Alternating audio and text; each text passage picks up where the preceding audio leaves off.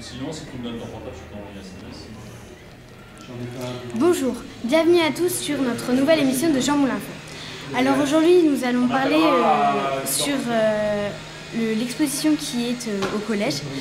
Cela s'appelle le sexisme hors note. Alors aujourd'hui, nous allons interroger des élèves ce qu'ils pensent de l'exposition. Voilà.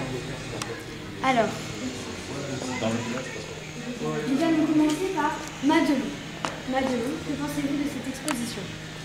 Je pense que ça montre bien que les sortes de discrimination qu'il peut y avoir par rapport au sexe féminin ou masculin. Je trouve que oui, ça montre bien ce que les gens peuvent penser. Que dire que toujours les filles ça doit faire ça et les garçons plutôt le foot, les filles plutôt la cuisine. Très bien. Et dans toutes celles qui sont affichées, laquelle trouvez-vous la plus sexiste? Pour moi, la plus sexiste, c'est celle-là, je pense, parce que c'est une petite fille qui joue à la Barbie et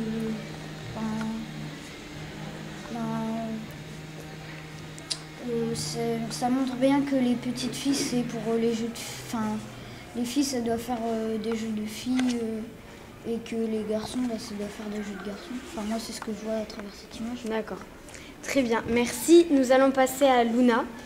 Alors, et vous, laquelle préférez-vous? La plus sexiste? Je trouve la plus sexiste, la numéro 30, là-bas. La numéro 30? Et pourquoi? Je pense que c'est... Je sais pas trop, mais je trouve que c'est la plus sexiste. J'arrive pas à donner de raison, mais voilà. D'accord, très bien. Nous allons passer à cette demoiselle. Alors nous aimerions savoir, est-ce que vous avez déjà assisté à une scène comme celle-là? Non, jamais. Très bien. Et vous, laquelle trouvez-vous la plus sexiste? 27. La 27. Et pourquoi? Parce que je trouve que ça résume bien comment les hommes sont supérieurs aux femmes. D'accord, très bien. Donc vous trouvez ça injuste. Et vous, monsieur? Moi, je trouve la plus sexiste la 37 parce que je verrais pas pourquoi ça serait aux femmes de faire le ménage. Ça peut être aussi des hommes. Et vous avez déjà assisté à une scène sexiste ou pas? Je sais pas. Non. D'accord. Très bien, maintenant nous allons passer la parole à un professeur qui a organisé tout ça, monsieur André. On va se mettre là. Bonjour. Bonjour.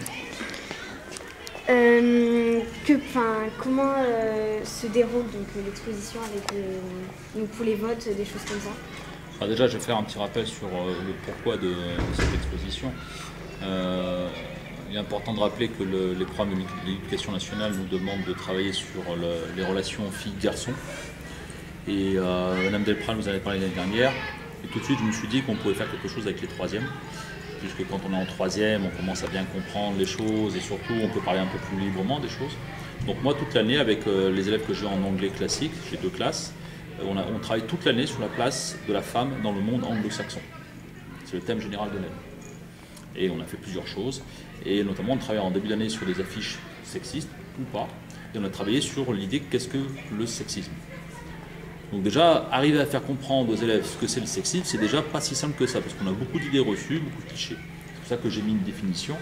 Mais d'une manière générale, le sexisme fait référence à des choses assez complexes, puisque les relations entre les hommes, les femmes, les filles et les garçons sont quelque chose qui ne sont pas naturelles et qui sont fluctuantes. Ça varie selon les lieux, selon les époques, selon les familles, selon là où on habite. Et les choses ne sont pas très claires, en fait, pour dire les choses. Ce qui est clair, c'est la loi. La loi, elle est extrêmement claire. Et elle est très claire depuis longtemps.